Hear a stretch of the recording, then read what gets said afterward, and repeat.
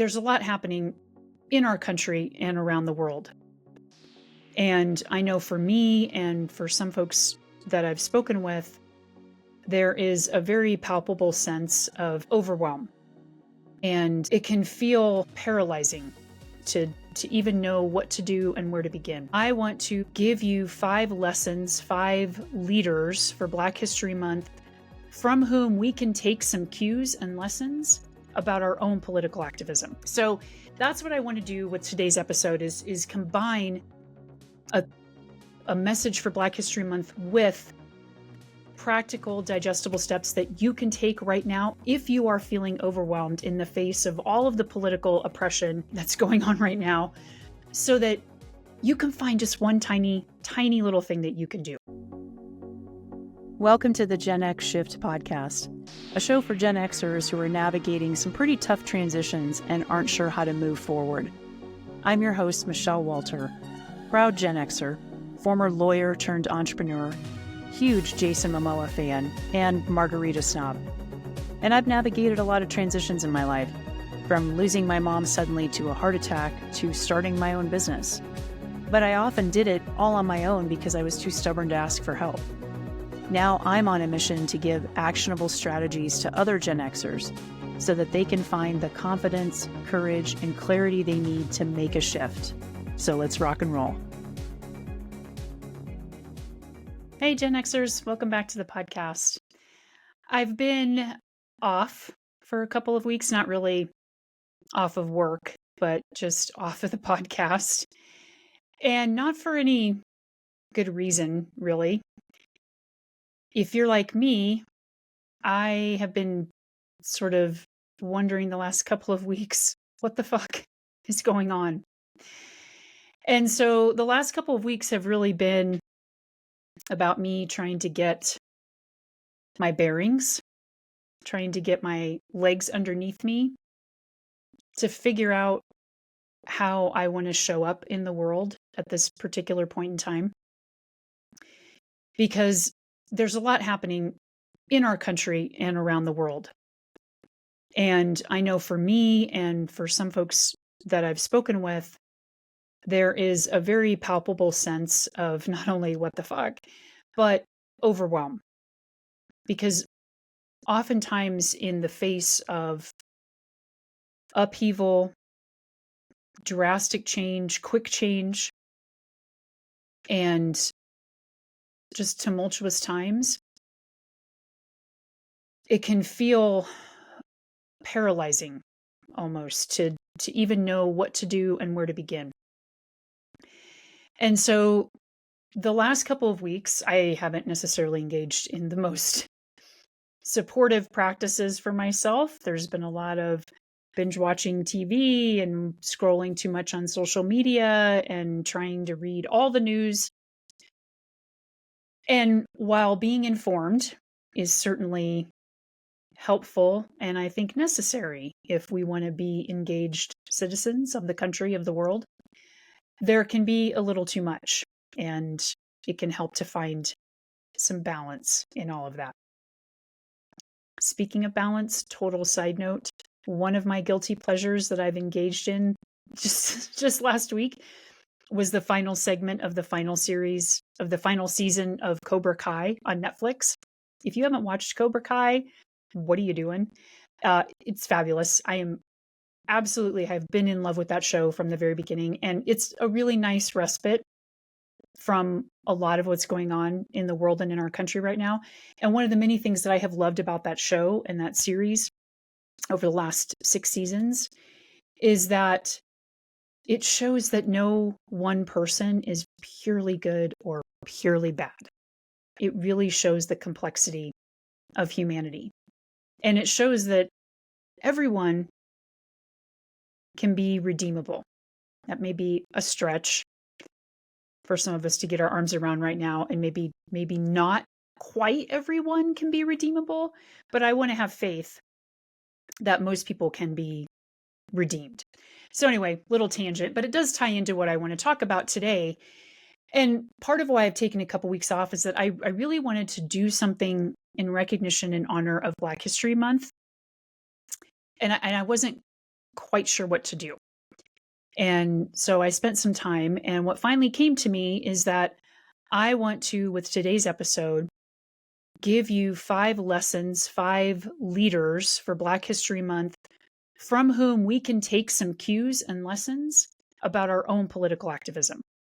In the faith, I'm trying to be very mindful of not using the word hope, if you listen to my last couple of episodes about hope, but having faith that when we expand our experience, our knowledge outside of our bubble, and we really start to learn not just Black history, but the history that includes a more accurate recounting of the history of our country and the history of the world, that when we do that, we actually become better people, that it actually benefits us in addition to benefiting other people, to know stories of other people who aren't just like us, who maybe don't share our own views, who didn't share our experiences, who've had different obstacles to overcome that we have.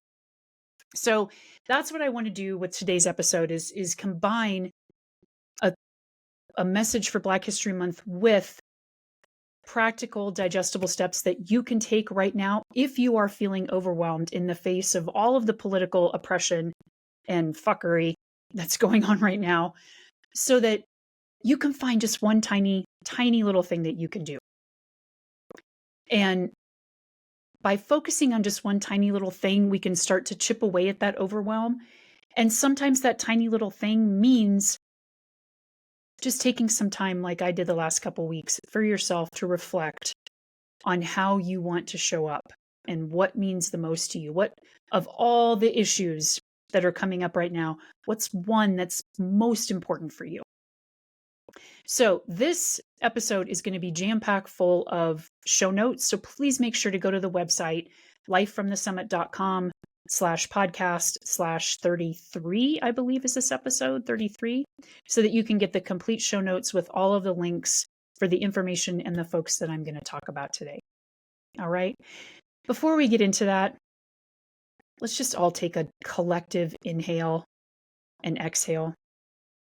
So wherever you are, even if you're driving, just take a moment to take a deep cleansing inhale.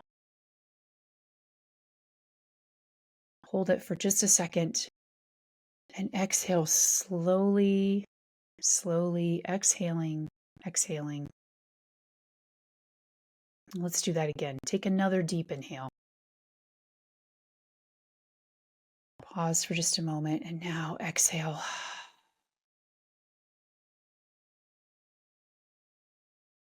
Okay. Remember, come back to your breath. Come back to your breath in those moments of overwhelm. All right, so I want to talk about 5 people that have been critical parts of Black history, of the civil rights movement, of activism, a couple of whom you've probably heard of, a couple of whom you might not have heard of.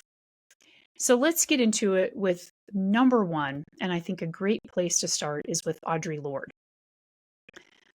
Audre Lorde epitomized and was really a warrior for self-care and self-expression as a radical act of political warfare.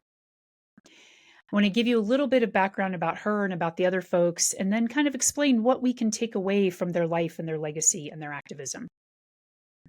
So Audre Lorde was born in 1934 and she died in 1992. And she lived in New York, born to immigrant parents. And she described herself as Black, lesbian, mother, warrior, poet. She dedicated both her life and her creative talent to confronting and addressing injustices of racism, sexism, classism, and homophobia. In 1977, she was diagnosed with breast cancer.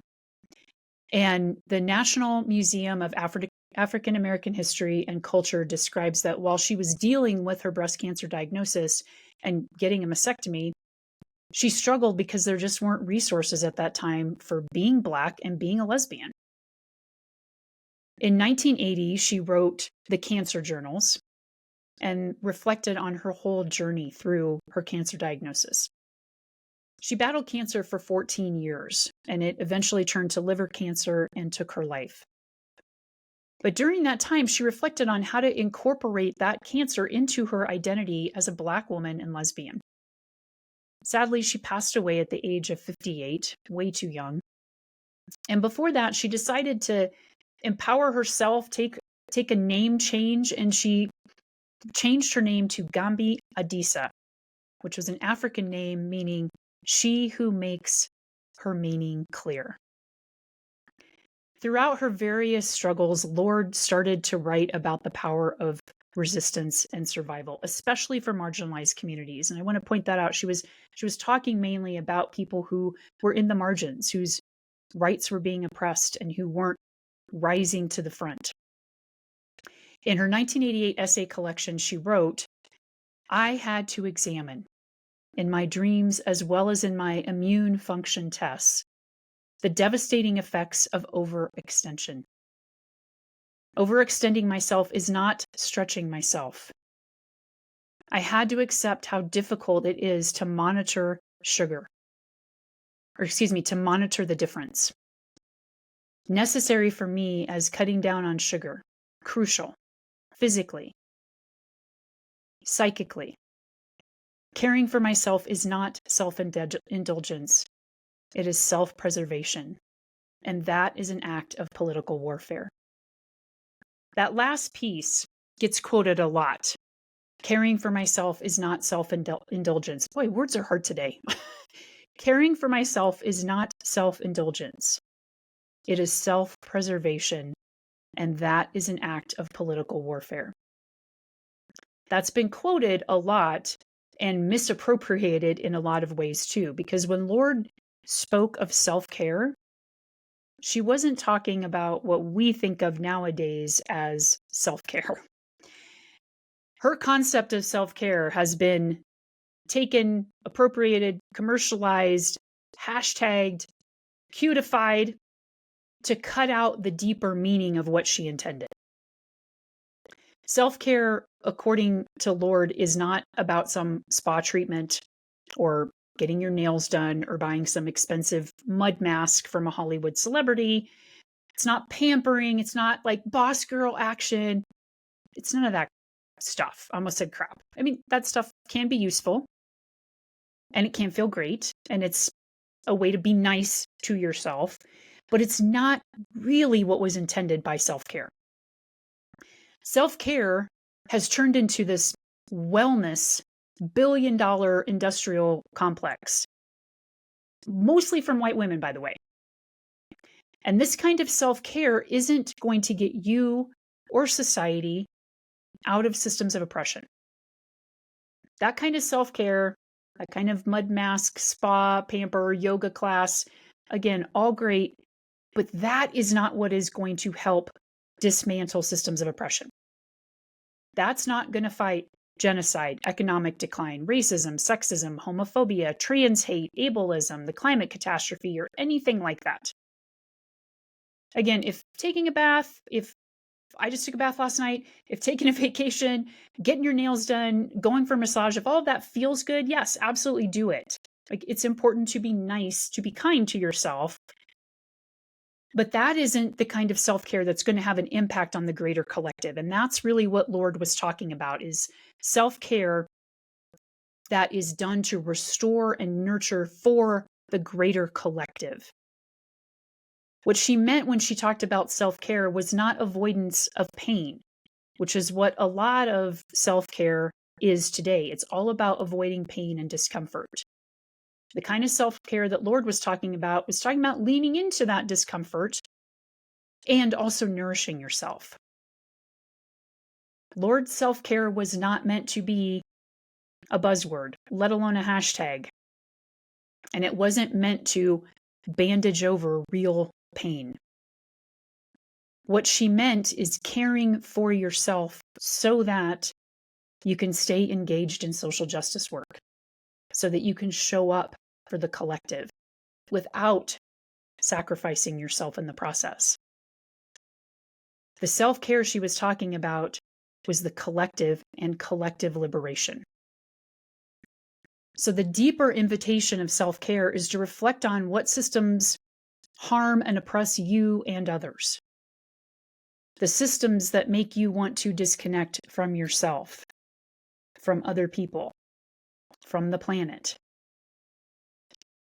With true self-care, you reconnect to yourself.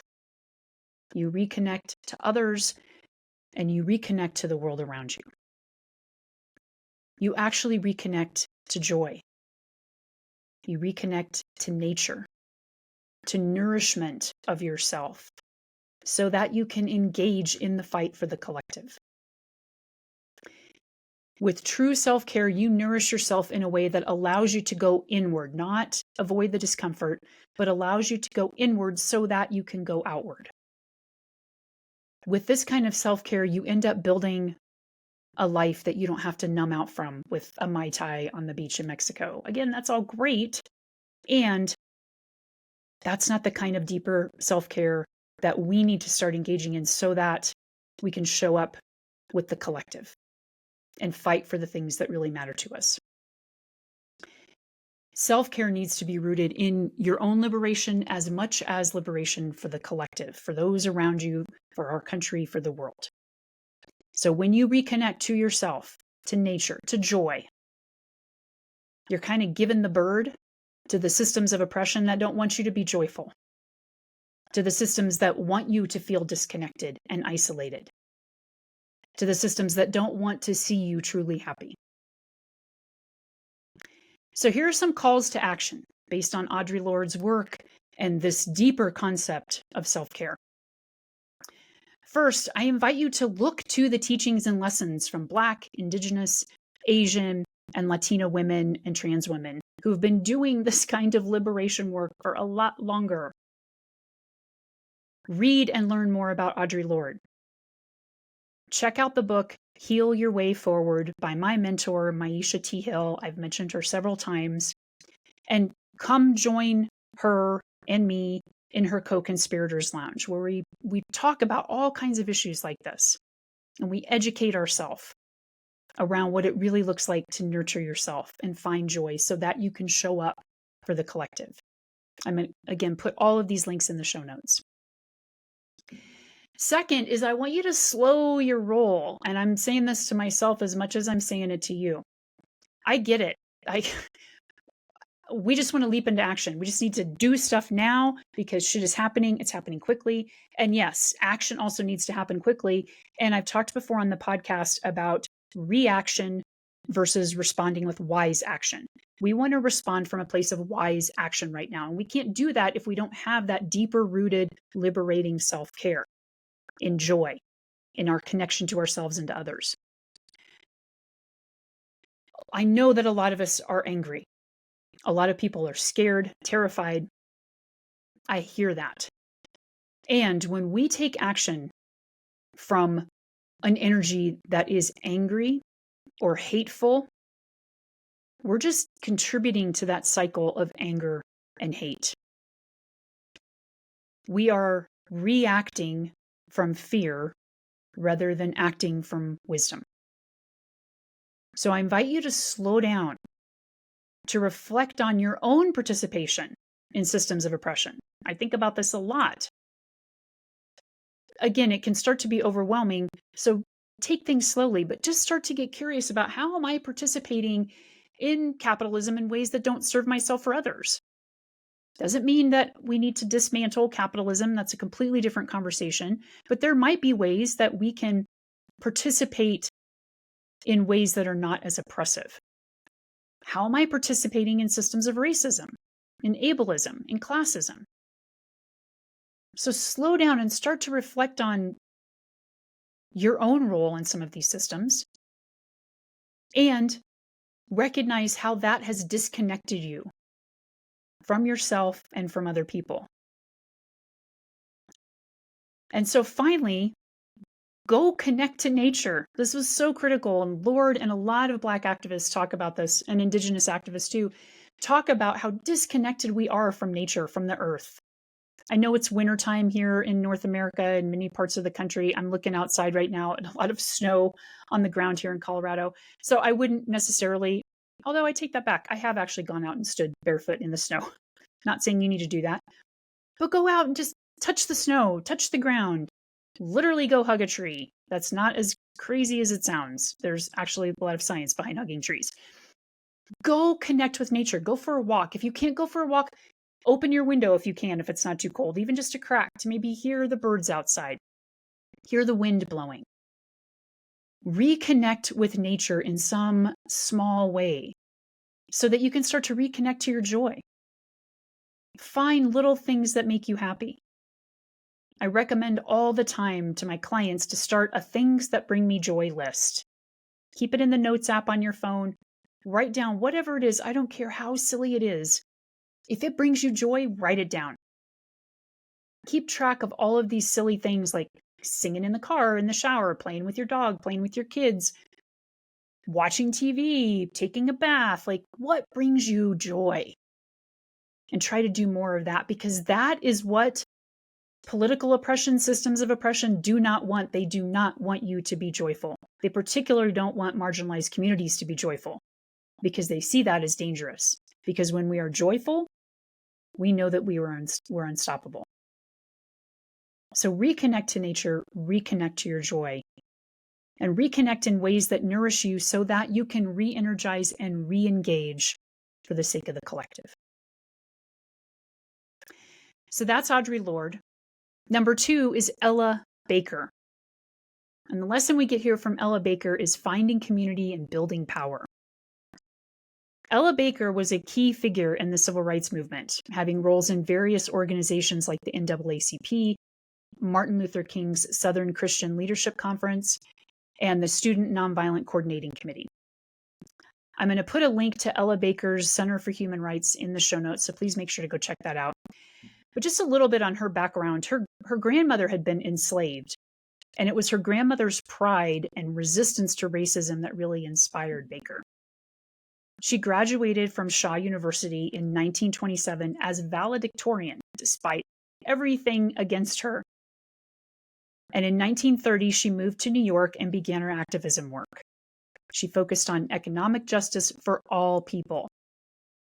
She's quoted as saying, "People cannot be free until there is enough work in this land to give everybody a job." I love that quote, especially now. She co-founded the organization In Friendship to fight Jim Crow in the South after the 1955 Montgomery bus boycott. And through her efforts in 1960, after the lunch counter sit-ins in North Carolina, the Southern Nonviolent Coordinating Committee was born, SNCC, SNCC. And SNCC, or SNCC, was based on Gandhi's principles of nonviolence, and particularly nonviolent communication. So with her guidance, SNCC became one of the biggest advocates for human rights in the country. So looking at Ella Baker, we can learn some lessons and take some specific actions. First, let's take a cue from Baker to seek out community or political action groups to be part of instead of trying to do this all by yourself. Trust me, I have been sitting around a lot by myself, and I realize I need to be back in community. So re-engaging in communities so that you don't feel like you have to do this work alone. Gen Xers love to try to do shit by themselves, and this is not the time or the place to try and do everything by yourself. So get involved in communities, local, national, boots on the ground communities. Second, learn about the principles of nonviolent communication. Go back and listen to episode 20 with my guest Jen Gergen, where we gave you a real quick primer on nonviolent communication. And again, come join us in the Co-Conspirators Lounge. Jen, Maisha, and another co-conspirator lead a lot of nonviolent communication classes and sessions where you get to learn what it means to embody nonviolent communication and what that really means. MVC nonviolent communication is important because we can't affect real change by having angry, manipulative conversations with people, especially in this climate where everybody's pissed on both sides. Look, anger is anger, whether it's blue or red. And when we're having communications and we're angry at somebody and we want to make them wrong, we're not listening. That's an aggressive way to communicate, and that really doesn't make any progress. So NVC helps us reconnect to ourselves, back to that again, and to truly listen to other people and what their needs are, and to be able to identify what our needs are, so that we can have that kind of conversation and be able to come up with strategies that might meet both people's needs. Because as the founder of or creator of nonviolent communication, Marshall Rosenberg, explained, a lot of times, once you stop talking past each other and once you really listen to what each other's needs are, that's most of the battle. Because once you understand the deep need underneath all of the vitriol, all the hate, all of the craziness, the needs actually end up being pretty simple. And it's easier to come up with the strategies that are going to meet those needs. So I invite you to learn more about nonviolent communication. Come join us in the Co-Conspirators Lounge so that you can actually learn about it and practice it. And also know that nonviolent communication is not passive or weak. It is not for the faint-hearted. It really is challenging. It's learning a whole new language. And Marshall Rosenberg credited a lot of practices like mindfulness in his creation and development of NVC. And Rosenberg did a lot of hardcore negotiations when he was alive. He used NVC to negotiate or to mediate situations between gangs, between Israel and Palestine. And every time he did, he walked away, and the people involved walked away with feeling seen and heard and actually making progress. So this is not a weak or passive or mamby-pamby practice. It has real world implications. And I believe if everybody could approach conversations, especially nowadays, through the lens of NVC, we would make so much more progress. So much more progress. So that's Ella Baker, inviting you to lean into community, into nonviolent communication, ways of doing your political activism. And now on to the third person, who is Bayard Rustin. Bayard was the strategic mind behind pivotal moments like the March on Washington with Martin Luther King Jr. His organizing skills were legendary, despite the fact that he's often overlooked when we talk about civil rights. Again, I'll link in the show notes for more information about him, but he was one of Martin Luther King Jr.'s trusted advisors, really one of his right-hand people, especially when it comes to nonviolent resistance. Are you noticing a theme here that we can glean? And he's credited with heavily influencing King's positions on pacifism. Rustin was active in the Congress of Racial Equality, CORE, and also the Southern Christian Leadership Conference.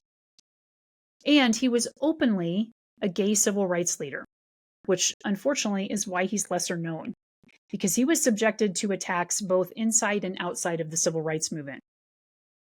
Despite this, he made important contributions to the civil rights movement, and in the 80s, he became an AIDS advocate. In 2013, he was posthumously awarded the Presidential Medal of Freedom by former President Barack Obama. So, what can we take from Rustin's activism? Importantly, don't discount the power of behind-the-scenes work. We don't all have to be up front, in people's faces. There is so much power and so much to be done behind the scenes. That kind of behind the scenes work has tremendous ripple effects. So you can work behind the scenes.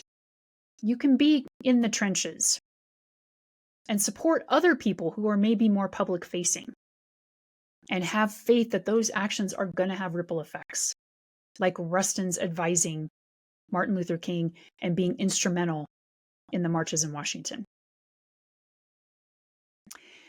The fourth person is Claudette Colvin.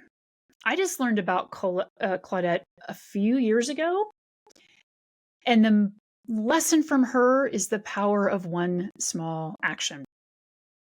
So Claudette Colvin was a teenager, 15 years old at the time, who refused to give up her seat long before, well, about 9 months before Rosa Parks became a household name. Claudette Colvin is still alive today. She was born in 1939. She grew up in Montgomery, Alabama, experiencing the oppression of the Jim Crow South in that era. And then on March 2nd, 1955, when she was just 15 years old again, she got on a Montgomery bus. She sat down, and a few stops later, several white people got on the bus, and the bus driver told Colvin and 3 other Black women to get up and move. The 3 other passengers got up and moved, but Colvin stayed. And she's famously quoted as thinking at that moment, "I felt like Sojourner Truth was pushing down on one shoulder and Harriet Tubman was pushing down on the other, saying, 'Sit down, girl.' I was glued to my seat." So she was taken off the bus by police officers and charged with violating segregation laws, misconduct, and resisting arrest.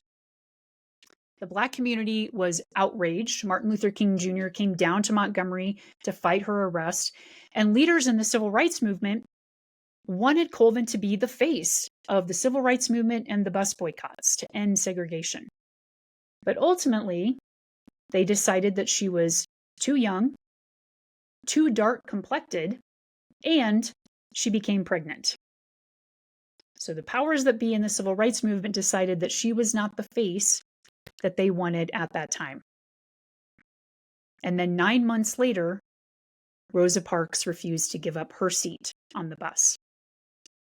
But Colvin and the 3 other women who'd been harassed on Montgomery buses ended up filing a lawsuit that challenged the legality of bus segregation in a case that went all the way to the Supreme Court called Browder versus Gale.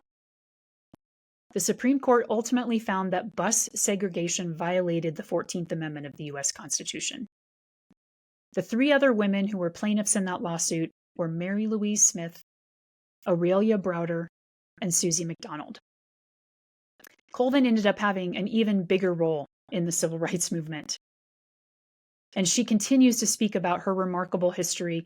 And there's a book that's called Claudette Colvin, Twice Toward Justice. It's her biography by Philip Hoos. It tells her whole story.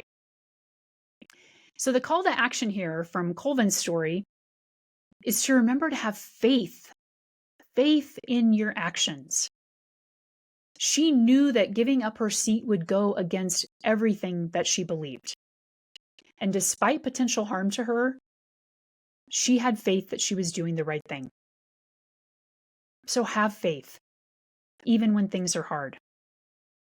If you know that you're on the side of justice and equality and love, have faith that your actions will matter. Also, remember the power of one step at a time. And again, the ripple effects. Colvin may not have become the official, quote, face of the civil rights movement and the bus boycotts, but she did become a powerful plaintiff in that Supreme Court case. And that is what changed the trajectory of bus segregation. She and the other women who filed that lawsuit took steps to have faith in the legal system to right the wrong that was happening at the time. And so another lesson is to exercise your legal rights. Our Constitution was set up to have a checks and balances, and right now, because all 3 branches of government are controlled by one party, including the Supreme Court, one set of political appointees who were appointed by one particular party, all 3 branches of government are run right now by one political party. And where we also see action happening is at the lower levels, in the lower courts, in the lower state governments. So remember that you can take legal action. You can get involved in your local politics. That just because the upper branches of our government right now may be controlled by one party doesn't mean that you have no power in these lower branches. By the way, I want to mention that if you go to Montgomery, Alabama, make sure to go check out the statue of Claudette Colvin. It's right in the downtown circle there. I saw it when I was there a few years ago. And there are 4 plaques in the concrete around her. And the 4 plaques are for each of the plaintiffs, including her in that Browder versus Gale case. All right, so the last person I want to mention, number 5, is Septima Poinsette Clarke. And what we can learn from her is the power of education. Clarke was a pioneer in grassroots activism and citizenship education. Again, I'll link in the show notes to more information about her. But she was called the mother of the movement. She was the daughter of a laundrywoman and former slave, and for more than 30 years, she was a teacher in South Carolina. She participated in a class action lawsuit, again, exercising her legal rights, in the mid-50s by the NAACP that led to pay equity for Black and white teachers in South Carolina. But then, in 1956, the South Carolina legislature passed a statute prohibiting city and state employees from belonging to any civil rights organization. So because Clarke wasn't going to resign from the NAACP, her teaching contract wasn't renewed. At the time she was fired in 1956, she was already teaching workshops that focused on the link between literacy and political empowerment. Rosa Parks even took one of her workshops. Clarke taught people basic literacy skills, their rights and duties as U.S. citizens, and how to fill out voter registration cards. She became involved with the Southern Christian Leadership Council that I've mentioned before, early in the 60s, and she became the director of education and teaching there. She finally retired in 1970, and in 1975, she was elected to the Charleston, South Carolina School Board. In 1976, the governor then of South Carolina reinstated her teaching position that had been terminated back in 1956. And Jimmy Carter gave her a Living Legacy Award in 1979. She has 2 memoirs. The first is Echo in My Soul, and the second is Ready from Within. So I invite you to check both of those out. The call to action that we can learn from Clarke is that education is key to any political movement. So take one small step, which you've already done by listening to this podcast today, by the way.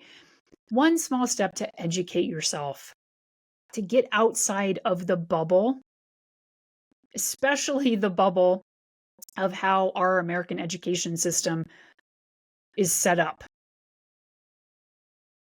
I think it is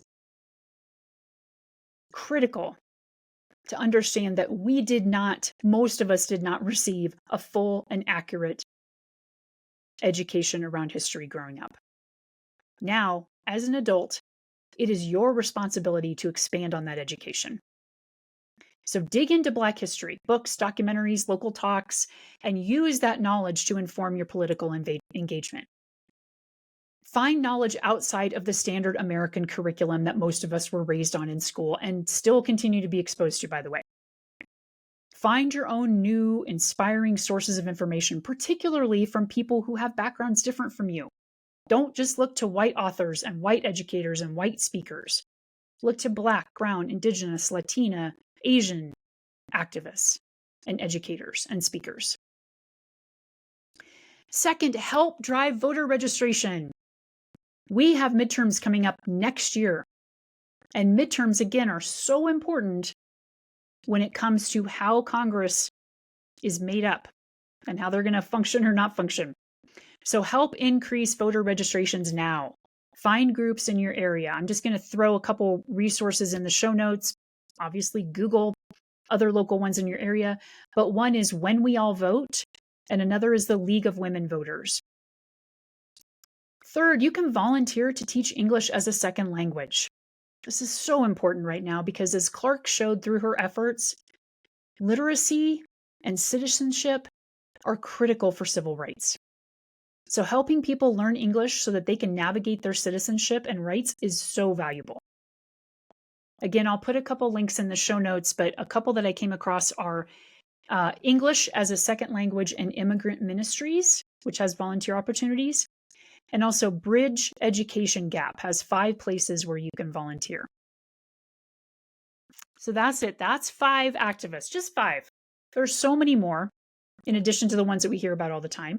So make this your assignment. If you're overwhelmed with what you can do right now, make it your assignment to start educating yourself on some lesser known figures throughout Black history and Black activism. I just want to recap the 5 lessons. From Audre Lorde, we learned the true meaning of self-care. From Ella Baker, we learned about community and nonviolent communication. From Bayard, Rustin, we learned about organizing and also the importance of nonviolent communication. From Claudette, Colvin, the impact of small acts. And from Septima, Poinsette, Clarke, educated engagement and literacy. Thanks for coming on this journey this week. I know that there's a lot going on right now. And I try being the operative word, practice maybe is the better word, practice having faith. If you listen to my episodes about hope, you'll know that that does not mean wishing in one hand and just shitting in the other.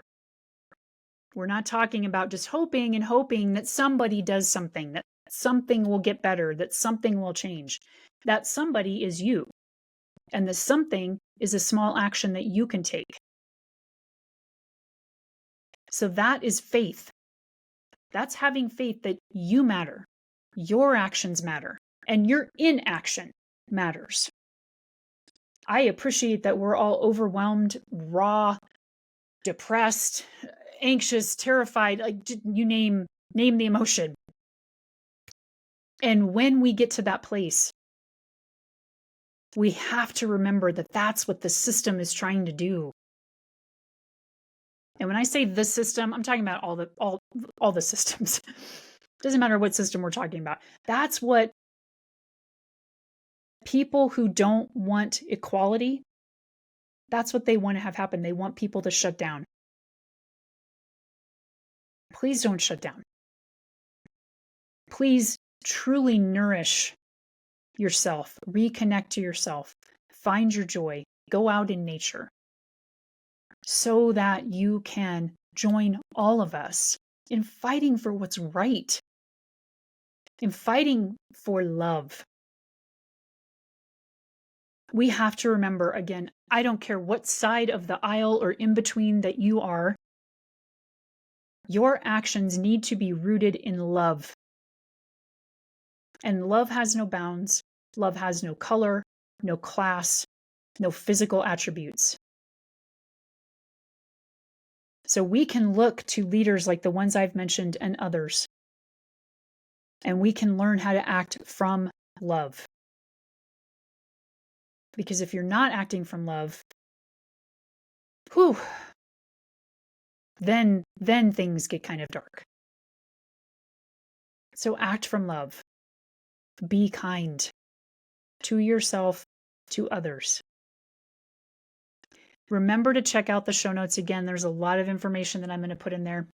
And if you have another leader, activist that you want to point out for Black History, please leave it in the comments wherever you're listening to this. Leave it in a comment on the episode website. Send me an email at podcast@lifefromthesummit.com. I want to keep expanding my knowledge. I want to keep learning and educating myself so that I can be more literate about how to engage effectively and wisely in this political activism. I'll be back next week. I have some guest interviews in the hopper. I just felt that this one was an important one to get out this week. And wherever you are, whatever you are experiencing, please know that I am sending you so much love. Please know that you are not alone. Remember to reach out, to be in community, to not just suck it up good old-fashioned GenX style, to not bury your head in the sand and think that, oh, there's nothing I can do that'll make a difference. Remember that even behind the scenes, even on small levels, you have a ripple effect that will make a difference. Thanks for tuning in. Remember to like, share, and leave a comment on the episode so that it gets out to more people in the world. And remember to come back next week. And until then, stay gold, Gen Xers.